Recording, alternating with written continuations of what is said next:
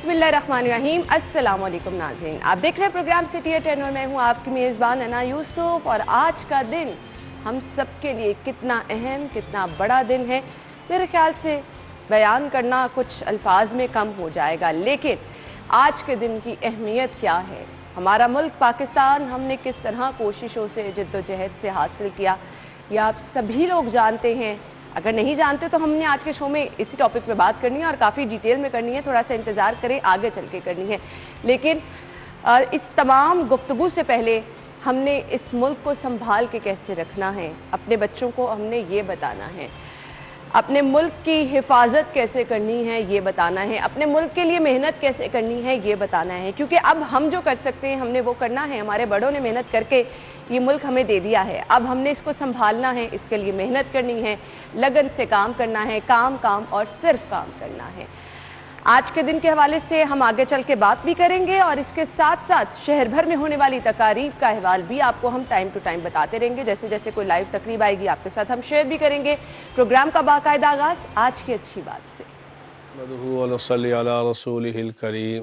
अम्मा बाद, मेरे दोस्तों, बुज़ुर्गों, भाइयों और मेरी बहनों, आज का मेरा पैगाम ये है कि आखिरी जो हकूक़ है मरने वाले के माल के साथ, वो ये है कि 1/3 की वसीयत के बाद जो माल बचेगा वो वरसा में तक़सीम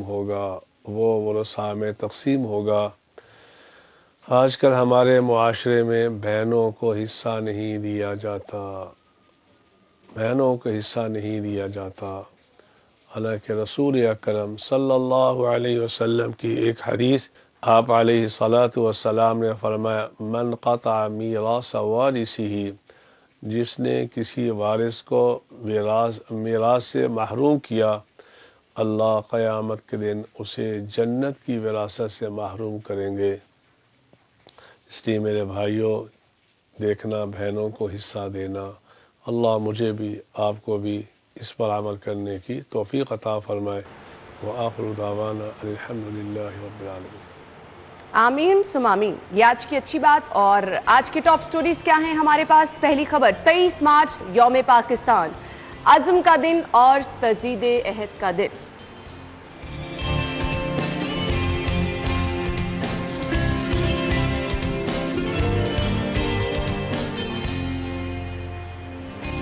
रमजान से कबल महंगाई का तूफान, ब्रायलर 2 दिन में 34 रुपए महंगा।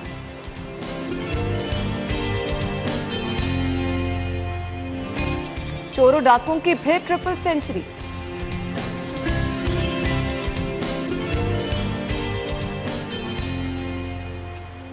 और उस्मान बुज़दार की नाराज अरकान से मुलाकातों का अहवाल भी आज के शो में आपको बताएंगे।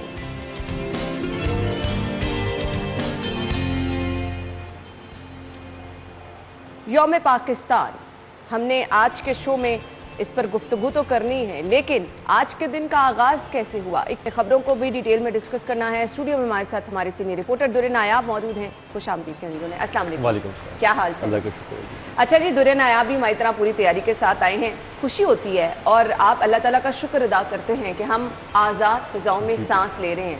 ऑल दो बड़ा मुश्किल से सांस ले रहे हैं, खासी मेहनत करके, स्ट्रगल करके सांस ले रहे हैं। गर्मी भी बहुत ज़्यादा, आगे तो सांस लेना और मुश्किल हो जाएगा। लेकिन अल्लाह ताला का लाख लाख शुक्र है कि हम आज़ाद फिजाओं में सांस ले रहे हैं। क्या कहेंगे आज के दिन के मुनासिब? बिल्कुल ठीक है आपने बात की। मुश्किल तो है, मुश्किलात होती भी हैं, लेकिन हमें जज्बा हुब्बुल वतनी जो है उसको नहीं भूलना चाहिए और हमें तजदीद अहद करते रहना चाहिए कि हम जिस मुल्क में रह रहे हैं, जहाँ पर हम कमा रहे हैं, जहाँ पर खा रहे हैं, उसका भी कुछ हक अदा करना है। बजाय हम इस सियासी बंटवारे में चले जाएँ कि जी हम उस जमात को सपोर्ट कर रहे हैं, हम उस जमात को सपोर्ट कर रहे हैं।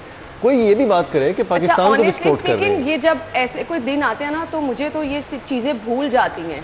यकीन माने, मेरे तो जहन में भी नहीं ये। हमें इस दिन से भी हटके हर रोज पाकिस्तान को पहले सपोर्ट करना चाहिए और उसके बाद हमें बाकी फिर कोई भी सियासी जमात है को करना चाहिए वो भी कर लें। और आज के दिन लड़ाई झगड़े से भी दूर रहना चाहिए। आप छोड़ें इस बात को। आज अपने दिन बताएं कि पाकिस्तान के लिए क्या किया और पाकिस्तान के लिए आइंदा साल किस सियासी जमात ने क्या करना है। अच्छा, आप देखें आप क्या बातें कर रहे हैं, मैं अच्छी बातें करना चाह रही हूँ। कौन बताएगा कि पाकिस्तान के लिए क्या किया? वही बताएंगे ना जो अब बिला जवाज जो अजीबो गरीब किस्म के उजलत में बयानबाजियां करते हैं और सियासी तौर पर इस मुल्क को एक अनस्टेबिलिटी की तरफ लेके गए हैं, बजाय कि चीज़ें पाइलअप हों। मज़ीद सींग लड़ा के, सींग फंसा के सियासी तौर पर लोगों को मज़ीद धड़ेबाजियों में तकसीम करने की बजाय अगर आप उसको पाकिस्तान के एक प्लेटफॉर्म में जमा करें तो हमारा हर दिन जो है, हर रोज़ है वो 14 अगस्त है, हर रोज़ 23 मार्च है और तजदीद अहद का दिन होगा। और हर मुश्किल से भी लड़ने के लिए आपके लिए ये हौसला अपने अंदर पैदा करना बड़ा ज़रूरी है कि आप आज़ाद रियासत में रह रहे हैं। आप किसी गुलामी, किसी मुल्क में दूसरे शहरी बन के या किसी और तरह से नहीं रह रहे। आपको अपने अंदर ये जज्बा भी कायम रखना चाहिए, फिर बंदा बड़ी मुश्किल से लड़ लेता है। मुश्किलात तो हैं, जो बात आपने की कि बहुत मुश्किल से टाइम गुजर रहा है, वक्त की खूबसूरती है, वक्त गुजर जाता है। हाँ, और अगर ये वक्त की खूबसूरती ना होना तो हम शायद जो कल मरना है आज ही मर जाए। तो हमें इस चीज़ को हौसले से रखना चाहिए। बाकी अल्लाह ताला इनको हिदायत दे।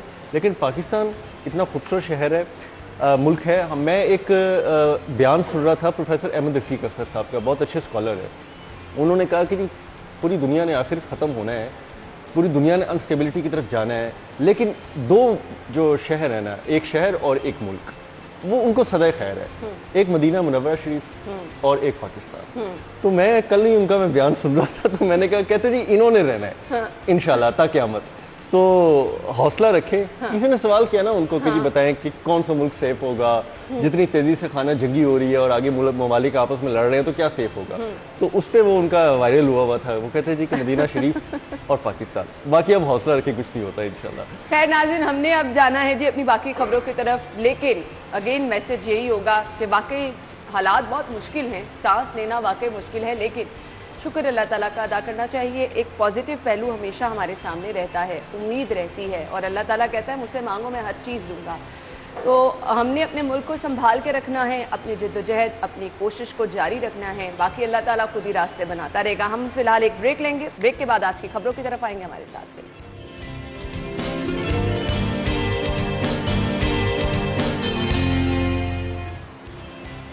वेलकम बैक नाज़रीन। और आज के दिन कुछ अच्छी बातें करने का दिल था, लेकिन क्या करें, ये मसाइल जान ही नहीं छोड़ रहे हैं। हर रोज़ ये मसला मज़ीद आगे बढ़ेगा। अलबत्ता कहा यह जा रहा है कि जी सब्सिडी के नाम पर अच्छा सा पैकेज आएगा, उसका इंतज़ार भी लोग कर रहे हैं। लेकिन खबर हमारी ये है कि रमज़ान से कबल महंगाई का तूफान, ब्रायलर 2 दिन में 34 रुपये महंगा, सस्ता प्रोटीन। जी दुरे नायाब। देखें, पहले इन्होंने कहा जी कि आप मटन ना खाएं, मटन बहुत महंगा है, कभी कभार खा लिया करें। फिर बीफ का इशू आ गया, और अब जो चिकन एक सस्ता प्रोटीन रह गया था, वो भी लोगों की दस्तरस से दूर हो गया। और मेरा नहीं ख्याल कि लोग इतनी आसानी से चिकन भी अफोर्ड कर पा रहे हैं। 400 से अगर कीमत तजावुज कर जाती है रमजान में तो कौन इस्तेमाल इस सूरत हाल में चिकन अफोर्ड करना भी मुश्किल हो गया। अब आपकी रहेगी सस्ती प्रोटीन में दालें, तो दालों के जो हालात हुए हैं 200 300 रुपए पे पहुंची हुई हैं, वो भी कौन अफोर्ड करेगा। सेकेंडली, आपकी जेब अब ये भी इजाज़त नहीं देती कि आप पूरे हांडी के जो इंग्रेडिएंट्स होते हैं, जो लवाजमात होते हैं, वही खरीद पाएं। आप अच्छे मसाले खरीद पाएं, आप अच्छा ऑयल अव्वल दर्जे का खरीद पाएं। आपको जो चीजें चाहिए आप नहीं कर सकते। आप अव्वल दर्जे का ऑयल नहीं खरीद सकते, आप अच्छे मसाला जात नहीं खरीद सकते, आप एक प्रॉपर एक क्वालिटी का मीट नहीं खरीद पाते। आपको फिर वही लागर और मुर्दा जो मुर्गियाँ हैं उसी का गोश्त अगर लेकर आपको हांडियाँ बनानी है कि जी, उसमें भी एक बहुत थिंकिंग है लोगों की। लोग समझते हैं कि हम एक ख़ास दर्जा हरारत पे गोश्त को पकाएंगे तो जो मुर्दा और लागर किस्म की मुर्गियों का गोश्त है वो 100% जो है वो बैक्टीरिया फ्री और मुख्तलिफ बीमारियों से पाक हो जाएगा। ऐसा नहीं होता। एक जो गोश्त है उसकी जो ग़िज़ाइयत है उसकी एक लिमिट होती है, एक टाइम लाइन होती है। वो आप उसको कैसे आप कह सकते हैं जी कि हमने उसको बड़ा पाक कर लिया जरासीम से, उसको हमने बीमारियों से पाक कर लिया है और अब हम जो खा रहे हैं वो ग़िज़ाइयत से भरपूर है। ये तो खैर अपने दिल को तसल्ली देने की बातें हैं, लेकिन हम अपने पॉइंट पर वापस आते हैं कि रमज़ान सर पे है और अभी ये सिर्फ अनाउंसमेंट की तरफ जा रहे हैं। हमने क्या करना है, कौन सी चीज़ों पे कितनी सब्सिडी देनी है, बाज़ार से कंपैरिजन क्या होगा, आटे पे कंपैरिजन क्या होगा, दालों पे कंपैरिजन क्या होगा, ऑयल पे कंपैरिजन क्या होगा। बेसन इतना ज़्यादा महंगा हो चुका है कि आप जो 2-2, 3-3, 4-4 पकौड़े खाते थे वो पकौड़े खाने से भी जाएंगे। खजूरें इतनी ज़्यादा महंगी हो चुकी हैं। आपके शरबत में इस्तेमाल होने वाली चीनी को आप हाथ लगा के देखें, आपकी बात कहाँ से कहाँ पहुँच जाती है। अभी तो आप देखें फ्रूट कितना महंगा हो जाना। अब मैं हो जाने वाली बात पे आता हूँ। आपने बात मेरे मुंह से पकड़ ली कि जो फ्रूट महंगा हो जाना है, जो सब्जियां महंगी हो जानी है, जो लीमू आपकी दस्तरस से दूर हो जाना है। आपको फ्रूट में जो सबसे सस्ता फ्रूट इस्तेमाल होता है केला, हाँ। वो आपको नहीं मिल पाना। आपको वो पता लगेगा 200-300 रुपए दर्जन क्रॉस कर गया बिल्कुल है, ऐसे। और पोश इलाकों में 400 रुपए दर्जन क्रॉस और कर गया। लास्ट टाइम तो मुझे याद है कहीं से लीमू मिल ही नहीं रहे। लीमू मिल ही नहीं रहे थे, लीमू 300-400 रुपए किलो पे गए हैं और उसके बाद नापैद हो गए। तो इस तरह बहुत सारी चीजें आपकी दस्त से दूर है। अब आपके पास क्या हल होना है? गरीब को भी ये कोई पैकेज दे दें, बता दें कि जी ठीक है, हम तो ये चीजें प्रोवाइड नहीं कर पाएंगे। सुबाई काबीना ने रमजान पैकेज 2022 की मंजूरी दे दिया। नहीं, इनके वुज़रा जो एक पैकेज देते हैं ना, तमस्खर रमेज पैकेज, जिसमें वो कहेंगे कि अच्छा जी लीमू अगर नहीं मिलता तो अब नमक डाल के पानी की नमकीन, सही है, वो साथ ही हल भी बता देते आप हैं। नमकियात पूरी कर लें। ये मुफ्त मशवरे वैसे ऐसे ही होते हैं। उन्होंने कहना जी आपने बदन की नमकियात ही पूरी करनी है ना, आप इस तरह पानी में नमक 1 चम्मच डाल के घोलें और जबरदस्त पिए और अल्लाह का शुक्र अदा करें। तो भाई इस तरह का पैकेज भी कबल अज़ वक्त बताते ताकि हम दिल को आसरा दे दें और गरीबों को पता हो कि उन्होंने किस तरह से रोजे रखने हैं। ऑलरेडी गरीब जो है वो अच्छी खुराक का रोजा रख चुका है, और कितने अरसे से रख रहा है। ना वो गोश्त खा पा रहा है, ना वो अच्छी दालें खा पा रहा है, ना वो अच्छी ग़िज़ाइयत ले पा रहा है, वो रोज़ों पे है। अब ये रमज़ान जो है ये तो अमीरों के लिए आ रहा है या उन अशराफिया के लिए आ रहा है जिनको सारे अशराफिया बोलते हैं। अच्छा, गरीब के लिए रमज़ान मुश्किल है। बचपन में एक टाइम हमारा था, हमारे अफ्तारी के लिए जो एहतमाम होता था पूरा दस्तरखान सजाया जाता था और बहुत सारी चीज़ें रखी जाती। मतलब छोटे बच्चे जब रोज़ा रखते हैं तो अफ्तारी की ये खुशी होती है ना कि आपने अफ्तारी के लिए ढेर सारा सामान। मुझे अब ये बता दें कि घरों में जो बच्चे रोज़ा अफ्तार करेंगे, मुझे नहीं लगता 1-2 से ऊपर कोई कुछ डिशेस तैयार ना ग्रेजुअली डिक्लाइन आ रहा है हमारी सकाफत पे, हमारी रिवायात पे। आपने तो चले एक घर के दस्तरखान की बात की ना, रिवायत तो ये भी थी कि अजीज़ व क़रीब को बुलाया जाता था, दोस्तों को बुलाया जाता था। और जब अल्लाह आपको दे रहा होता है, हुक्म तो ये है ना कि अपने दस्तरखान को वसी कर दे। आप हमसायों को भी कोई एक प्लेट पे कोई चीज़ भिजवाते थे, और रिवायत ये थी कि वहाँ से वो प्लेट खाली नहीं आती थी, बदले में वहाँ से कोई चीज़ डल के आ जाती थी आपके पास। आप फिर अपने 10 घरों पे लेफ्ट, 10 घरों पे राइट की कोई नज़र रखते थे कि यार किसी को कोई मदद करनी है, किसी को कुछ देना है। कोई आपके घर मुलाजिम है, आपकी गली में चौकीदार है, आपके कोई कूड़ा उठाने वाला आता है, आप सबकी खुराक का भी ख्याल रखते थे और छोटे छोटे पैकेट दस्तरस के मुताबिक बनाते थे। वो सब रिवायात जो है वो पिछले साल से ग्रेजुअली जो है वो डिक्लाइन की तरफ जा रही है, खत्म होती जा रही है। और मुझे लोगों से अपना पेट जो है वो पूरा नहीं भरा जा रहा, मुश्किल हुआ है। खैर वक्त हमारे पास कम है, मैं तो दूसरी खबर भी साथ ही ऐड कर लेते हैं जी। 24 घंटों में 338 वारदातें हुई हैं।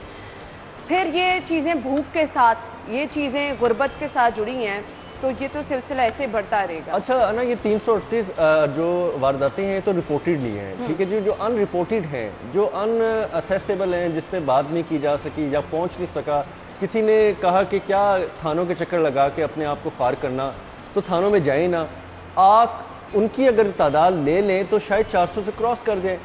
हम ये डिस्कस तो करते थे कि महंगाई होगी, गुर्बत होगी, लोग जो हैं वो अफरा तफरी का शिकार होंगे, राहज़नी, डकैतियाँ, चोरियाँ बढ़ जाएंगी, लोगों के साथ जो है वो लॉ एंड ऑर्डर के इश्यूज होंगे। लेकिन अब तो प्रैक्टिकली वो हो रहे हैं। आपकी ये सारी चीज़ें एक दूसरे से जुड़ी हुई हैं, और सरकार की जिम्मेदारी जहाँ पे आती है कि इन चीज़ों पे काबू पाना। आप जाके पूछें कि भाई कौन सी मजबूरी आ गई है कि 34 रुपये बैरल बढ़ी है, कौन सी इतनी ज़्यादा खपत हो गई है कि आपका ऑयल जो है रुकने का नाम नहीं ले रहा है, 1 महीने में 70-80 रुपये बढ़ चुका है। कौन सी ऐसी मजबूरी आ गई है कि आपने सब्जियां जो हैं वो स्टोर करना शुरू कर दी हैं, आपका टमाटर गायब होना शुरू हो गया, नींबू गायब होना शुरू हो गया, आलू जो है वो स्टोरेज पे चले गए हैं। कोई तो जाके सरकार का बतौर सरकार अपने फ़राइज़ अंजाम दे।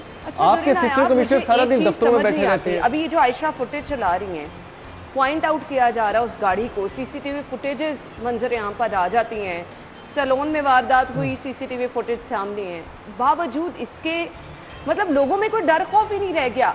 हर रोज आप सीसीटीवी फुटेजेस शेयर कर रहे हैं, उसके बावजूद ये चोर डाकू इतने बेखौफ क्यों हैं? वो इसलिए बेखौफ है कि ऊपर ना कोई पूछने वाला है, ना कोई बताने वाला है। सरकार को अपना एक खतरा पड़ा हुआ है। पंजाब के वज़ीर आला खुद हर रोज़ ये सोचते होंगे कि पता नहीं मैं आज हूँ या कल नहीं हूँ। और उसके बाद जितनी ब्यूरोक्रेसी है, जितनी पुलिस एडमिनिस्ट्रेशन है, मैंने पिछले प्रोग्राम में भी बात की थी कि जितना इस माहौल में वो इंजॉय कर रहे हैं ना, कोई बंदा नहीं कर रहा।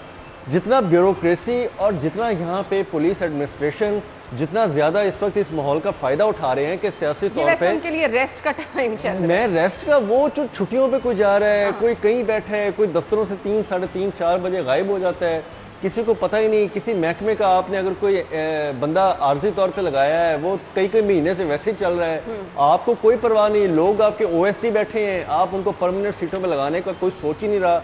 अगर कोई ब्यूरोक्रेसी सुबह शेरवानी पहन के कलफ वाला सूट पहन के ये समझती है कि मैंने वर्दी पहन के अपना हक अदा कर दिया है, तो फिर अल्लाह हाफिज इस मुल्क का भी और यहाँ के निज़ाम का भी। और अगर पुलिस अफसर ये समझता है कि मैं बड़ा ईमानदार हूँ और मैंने प्राइम मिनिस्टर और चीफ मिनिस्टर को आगे ब्रीफिंग दिया और वो बड़े खुश होकर तालियां बजा के गए हैं, तो फिर ये उनकी कारकर्दगी का अहवाल है कि जी 338 डकैतियाँ, चोरियाँ, राजनी एक दिन में आ गई हैं। तो ये तो रिपोर्टेडली है। इस पर अगर मीडिया शोर मचाए तो हम बाइस्ड, मीडिया बात करे तो जी हम ज्यादती कर रहे हैं, लेकिन जिन लोगों पे ये बीत रही है उनकी बात को सुनता नहीं है। और अगर ये दिन और कुछ ऐसा चला तो खुदा ना खास्ता ये किसी बड़े तसादम या किसी बड़े खतरात के पेशगामा होती हैं, इस तरह की बातें, इस तरह की खामोशियाँ। तो वज़ीर आला से भी हम तो ये रिक्वेस्ट ही कर सकते हैं, हम प्राइम मिनिस्टर साहब और पॉलिटिकल गवर्नमेंट से भी, कि हुकूमत ने जब जाना है नहीं जाना वो बात तो बाद की बातें है ना। कम से कम आप इस वक्त तो ये संभालें जो चीज़ें बिगड़ रही हैं, जो चीज़ें तेज़ी से खराब हो रही हैं। ये बेयकीनी की एक सूरत हाल है। किसी को जो हमारी है वो तो सब अपने ऑपोजिशन भी मसरूफ़ हमें नज़र आ रही है, लेकिन इसमें जो आवाम परेशान है इस चीज़ को देखना बहुत ज़्यादा ज़रूरी है। लोग क्या करें बेचारे, महंगाई से वो तंग हैं, चोरी डकैतियों से वो तंग हैं। ये उसी तरह है ना कि आपने नाका लगाया बड़ा इंपॉर्टेंट पुलिस का और बड़े सारे बैरियर खड़े हैं, आप लोग आ रहे हैं जा रहे हैं, लेकिन एकदम पुलिस गायब हो जाती है और नाका लगा हुआ है, नाका बैरियर लगा हुआ है, लेकिन लोग अब समझ रहे हैं कि पता नहीं हम गुजरे ना गुजरे, कोई हमें रोक तो नहीं लेगा, कुछ कर तो नहीं। इस वक्त वो सूरत हाल है, किसी को कोई पता नहीं। हुकूमत नाके के नाम पे बैठी जरूर है, लेकिन ना कोई तलाशी हो रही है, ना कोई पहरा दिया जा रहा है, खुद अपने आप में ही मसरूफ है। ब्रेक ले लेते हैं, ब्रेक के बाद हम अगली खबर की तरफ आएंगे। आपको ही मजा आएगा हमारे साथ।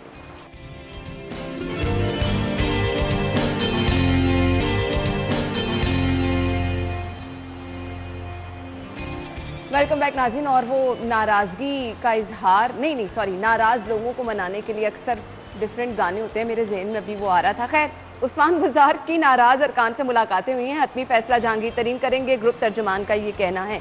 ये मुलाकातें हमने दूसरी तरफ भी देखा, अपोजिशन की भी तेज हुई और उसका नतीजा ये निकला कि जी हमारे सामने कुछ हालात ऐसे नजर आए। अब खैर उस्मान बाजार साहब भी खासे एक्टिव नजर आ रहे हैं नाराज लोगों को मनाने के लिए। जी दुरे नया देखें जी, ये बड़ा पाकिस्तान के कल्चर है कि जब आपकी लड़ाई हो जाती है ना तो आपने पहले भड़के मारनी होती है, फिर आपने कैलकुलेट करना होता है कि आपके पास आगे कितने बंदे लड़ने वाले।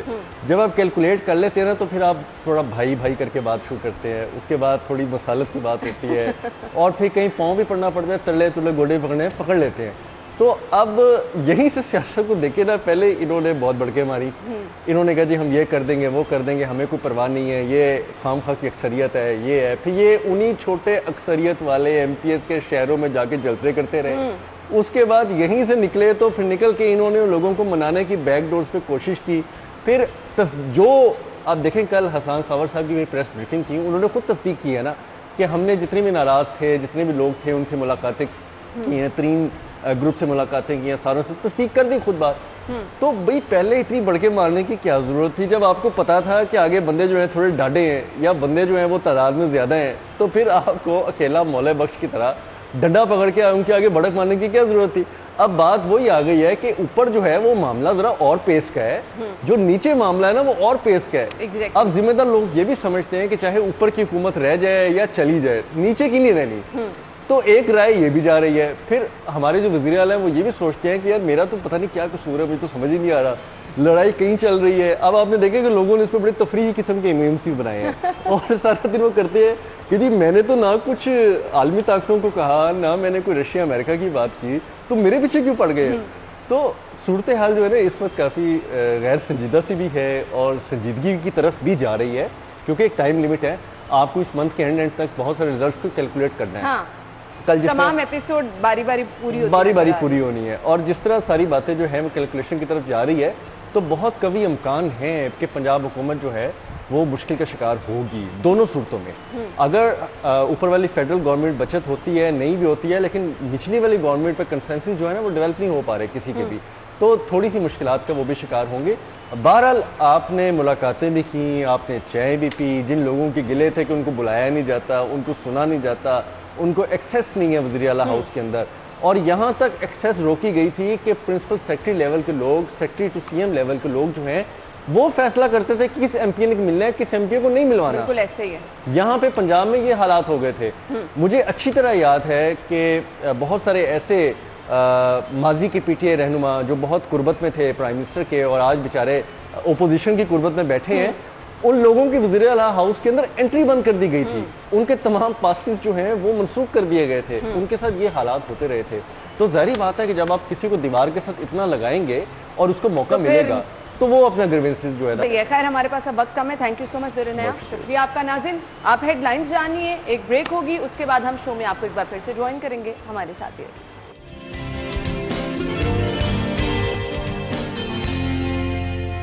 इस प्यार की जानिब से आज के दिन की मुनासबत से ये गाना रिलीज किया गया है और आपके साथ हमने शेयर किया है। जी, हमने आज के दिन की कुछ तारीखी अहमियत पर बात करनी है। वो मंजरनामा जो 23 मार्च 1940 का था, उस पर रोशनी डालेंगे और इसके साथ साथ मैंने आगाज़ में ये पैगाम दिया था कि हम आज़ाद फ़िज़ाओं में सांस ले रहे हैं, अब हमने इस मुल्क को संभाल कर रखना है, वो जिद्दोजहद हम सब ने करनी है। एक कुछ तारीखी मंजरनामा 23 मार्च के हवाले से क्या था, उस पर रोशनी डालने के लिए हमारे साथ हमारे मेहमान मौजूद है, तारीखदान है। जी, अपने मेहमान का तारुफ मैं आपके साथ कराना चाहूँगी। गाजी अब्दुल्ला साहब ने ज्वाइन किया है, अपने मेहमान को खुशामदीद करेंगे। अस्सलाम वालेकुम। वालेकुम अस्सलाम। क्या हाल चाल है? जी अल्लाह का शुक्र। थैंक यू सो मच, बहुत बहुत शुक्रिया आपके वक्त के लिए। तारीखी अहमियत बयान कीजिएगा आज के दिन की। देखें, बहुत बहुत शुक्रिया। मैं समझता हूँ कि 23 मार्च 1940 का दिन हमारी मिली कौमी तारीख दोनों में बहुत अहमियत का हामिल है।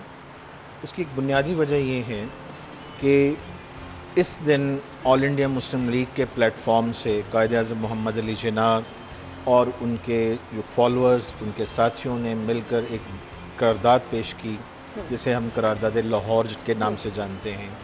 और दिलचस्प बात यह है कि इस करारदाद में कहीं भी पाकिस्तान का लफ्ज़ नहीं था, लेकिन हमें शुक्रिया अदा करना चाहिए कि हिंदू प्रेस का, कि जिसने तसलसल से ये कायद-ए-आज़म और मुस्लिम लीग पर ये इल्ज़ाम लगाया कि ये तो आपने करारदाद पाकिस्तान पेश की है।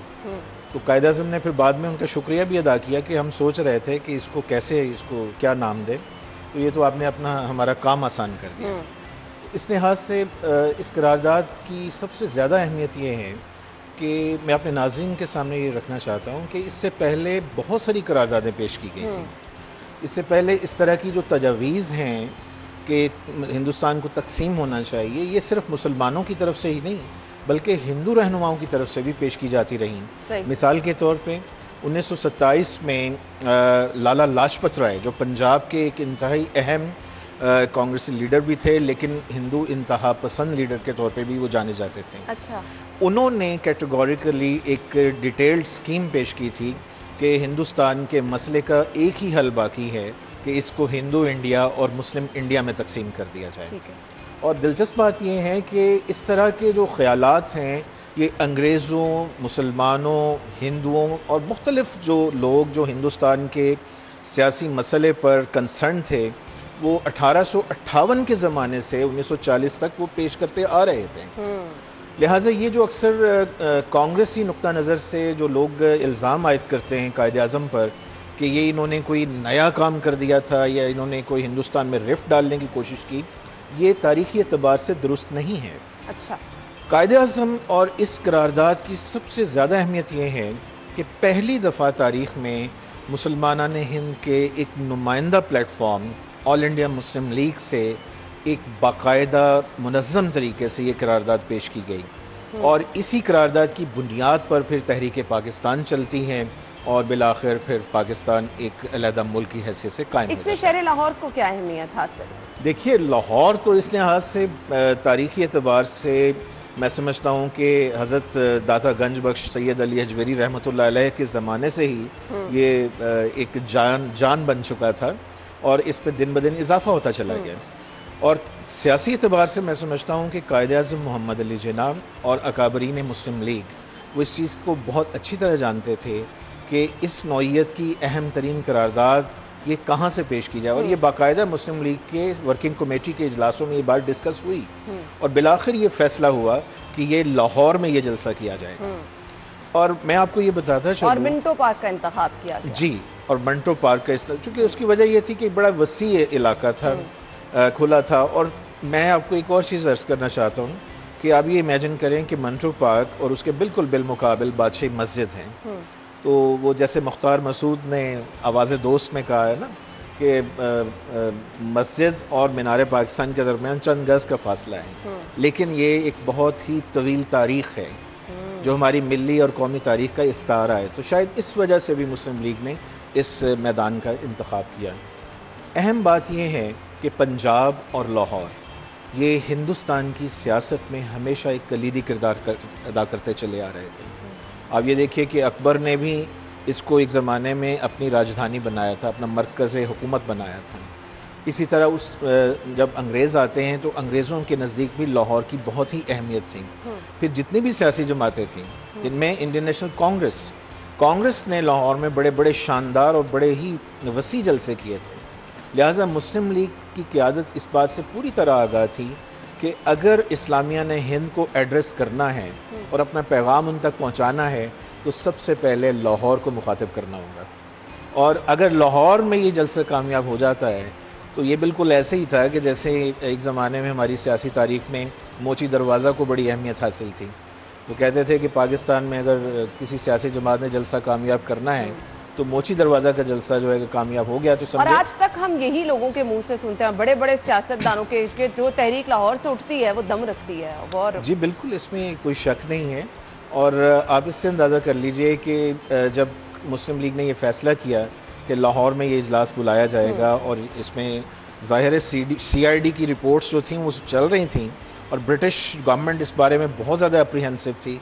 उन्होंने पूरी कोशिश की, उन्होंने ख़ास तौर पे सर ज़फ़रुल्लाह ख़ान जो कि मुस्लिम लीगी भी थे, इसी तरह सर सिकंदर हयात, ये दो बड़ी अहम तरीन शख्सियात हैं, इनको कायद-ए-आज़म के पास भेजा था कि आप किसी तरह इस वेन्यू को चेंज कर लें या फिर इस इजलास को मुलतवी कर दें। ये बाकायदा एफर्ट की गई, लेकिन कायद-ए-आज़म की फरासत को दाद देनी चाहिए, वो किसी भी दबाव में नहीं आए और उन्होंने कैटेगोरिकली सर ज़फ़रुल्लाह ख़ान के ज़रिए से उन्हें अंग्रेज़ों को भी ये पैगाम पहुँचाया कि ये अब तब्दील नहीं होगा।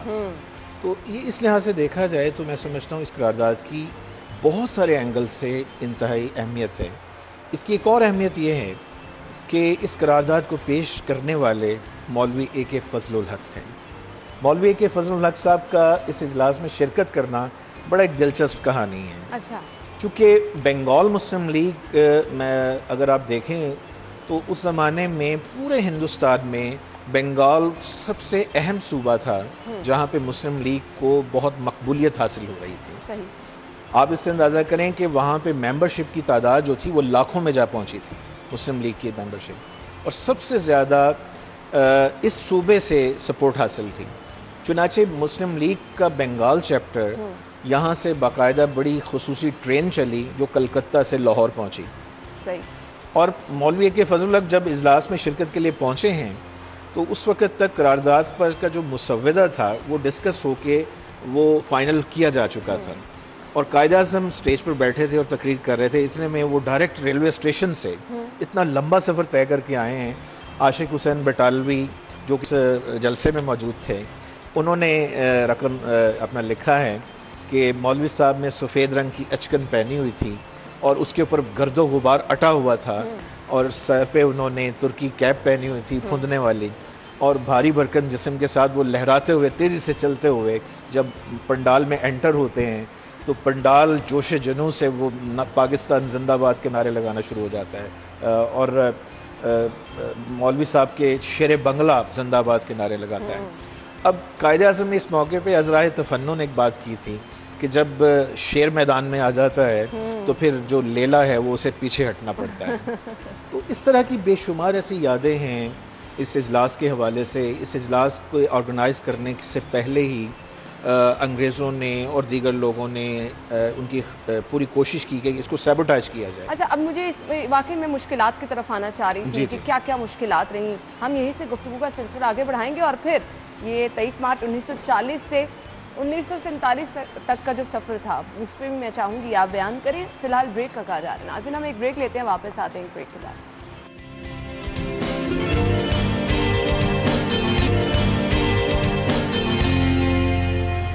ब्रेक के बाद खुश आमदीद कहेंगे और गुफ्तगू का सिलसिला आगे बढ़ाएंगे। गाजी अब्दुल्ला साहब हमारे साथ स्टूडियो में मौजूद हैं और हम तारीखी मंजरनामे पर रोशनी डाल रहे हैं। हमने जहाँ से बात छोड़ी थी वहीं से दोबारा से आगाज़ कर लेते हैं। जी, हम मुश्किलात का जिक्र कर रहे थे कि इस तमाम सिनेरियो में क्या क्या मुश्किलात रही?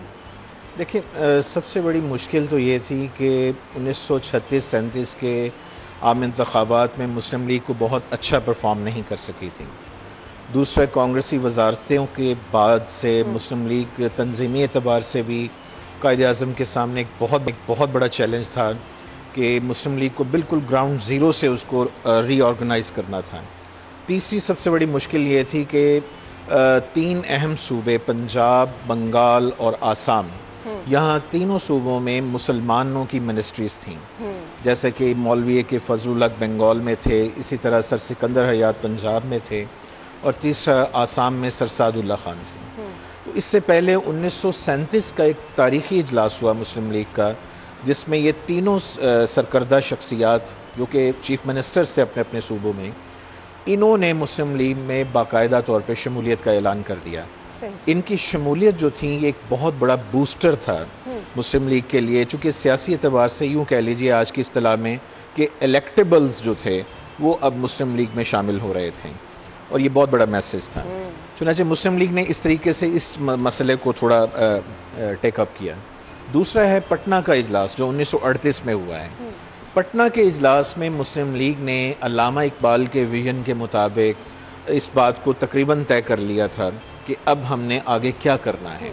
मैं इस सिलसिले में थोड़ा सा इशारा देना चाहूँगा कि कायद-ए-आज़म जिन्नाह और अल्लामा इकबाल की एक बड़ी तारीख़ी कॉरेस्पॉन्डेंस हुई थी, ख़त किताबत हुई थी। उसमें अल्लामा इकबाल ने खुतबा इलाहाबाद से भी आगे जाके उन्होंने कैटेगोरिकली 3 बातें कही थी कि मिस्टर जिन्नाह आपने अब लीड करना है मुसलमाना हिंद को, आपके अलावा और कोई शख्स नहीं है तो मुसलमानों के मसाइल का हल पेश कर सके।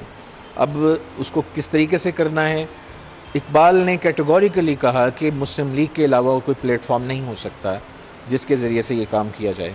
अब उसका गोल क्या है ये अल्लामा ने वाज़े किया था। अब ये इसके अलावा और कोई ऑप्शन नहीं है कि एक अलहदा आज़ाद और मुस्लिम खुद मुख्तार मुस्लिम ममलिकत का क़याम किया जाए।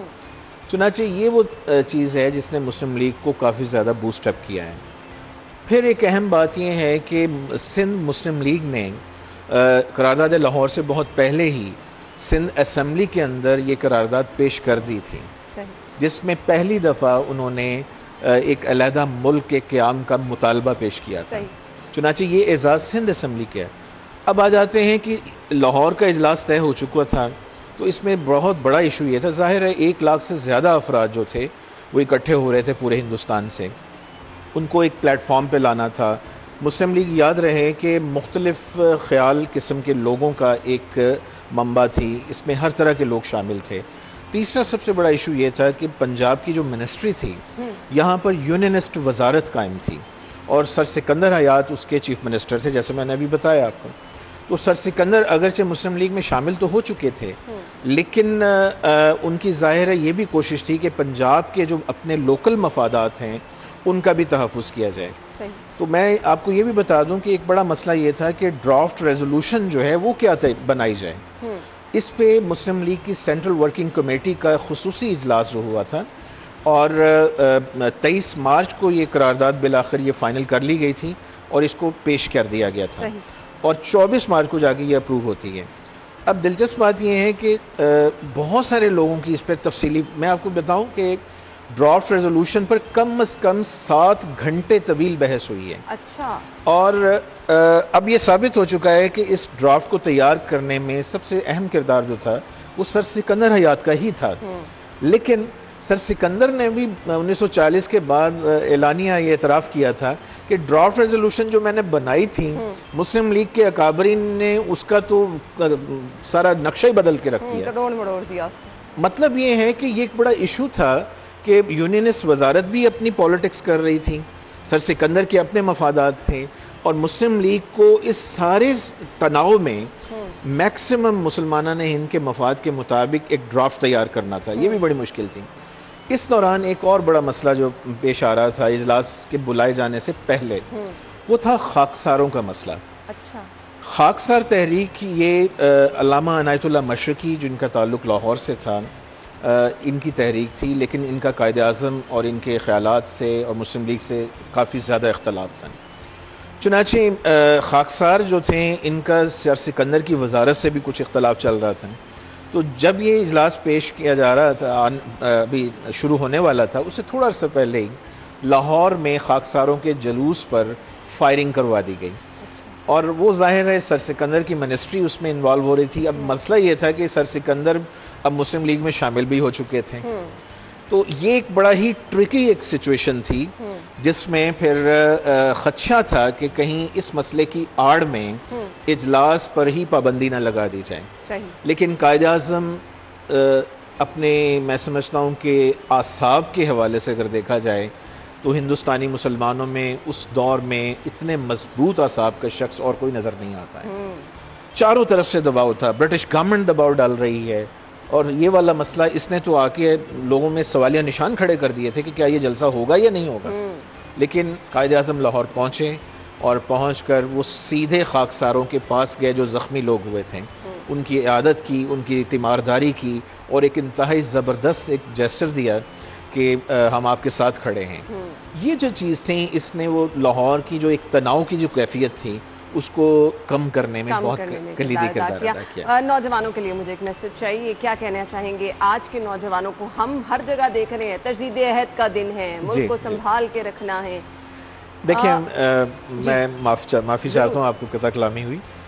देखिए बात ये है कि मुख्तसर मैं अर्ज़ करूँगा कि करारदाद लाहौर और बाद में बनने वाली करारदाद पाकिस्तान, ये हमारी कौम का इस्तार। और याद रखिएगा करारदाद लाहौर वो स्पिरिट है जो कि क़याम पाकिस्तान के बाद हमने उसकी तकमील करना थी। वो स्पिरिट क्या है? वो दो चीज़ें हैं। एक स्पिरिट ये है कि हम एक आज़ाद ममलिकत चाहते थे दो कौमी नज़रिया की बुनियाद पर। दूसरी स्पिरिट ये थी कि उस दो कौमी नज़रिया की बुनियाद पे जो कौम और मुल्क कायम होने जा रहा था उसमें हमने करना क्या था। करारदाद लाहौर में इसकी बड़ी वजाहत है। अच्छा। और कायद आज़म के सदारती खुतबे में उसकी बड़ी वजाहत है। हम कोई यहाँ पर फंडामेंटलिस्ट मजहबी रियासत कायम नहीं करना चाहते थे, ये बात हमें क्लियर कर लेनी चाहिए। हम यहाँ पर एक मुसलमान ममलिकत कायम करना चाहते थे जो कि एक वेलफेयर स्टेट होगी, जिसमें अदलिया को आज़ादी हासिल होगी, जिसमें अवाम के समाजी और उनके माशी हकूक़ का भरपूर तहफ़्फ़ुज़ किया जाएगा और जिसमें अक़लियतों को ख़ास तौर पर उनको मुकम्मल आज़ादी होगी। ये था वो एक ग्रैंड विजन जो कायद आज़म मोहम्मद अली जिन्नाह और हमारे अकाबरीन के जहनों में था। तो मैं समझता हूँ कि नौजवानों को सबसे पहले तो अपने कॉन्सेप्ट्स क्लियर करना होंगे। करारदाद लाहौर को जाके पढ़ें, ओरिजिनल ड्राफ्ट को, कायद आज़म की तकरीर का मुसव्वदा उसको देखें जाके, और उसके बाद फिर अपना एक जहन बनाएं। इस मुल्क के साथ हमारी ज़िंदगियाँ वाबस्ता हैं, हमारा मुस्तकबिल वाबस्ता है। मेरी शनाख्त, आपकी शनाख्त, हम सब की शनाख्त इस कौम और मुल्क के साथ हैं, और इसमें हम सब ने मिलकर एक इंतहाई ऑनेस्टी से इसके लिए सख्त मेहनत से काम लेना है। That's it. Thank you so much, बहुत बहुत शुक्रिया आपके वक्त के लिए। मेरे ख्याल से इससे अच्छा नौजवानों के लिए मैसेज कोई नहीं हो सकता। तो प्लीज़ इस पर गौर कीजिएगा। अपने मुल्क के लिए आगे अब हमें बढ़ना है और अपने मुल्क को संभाल के रखना है। फिलहाल एक ब्रेक लेंगे, ब्रेक के बाद आपको ज्वाइन करते हैं हमारे साथ ही रहिए।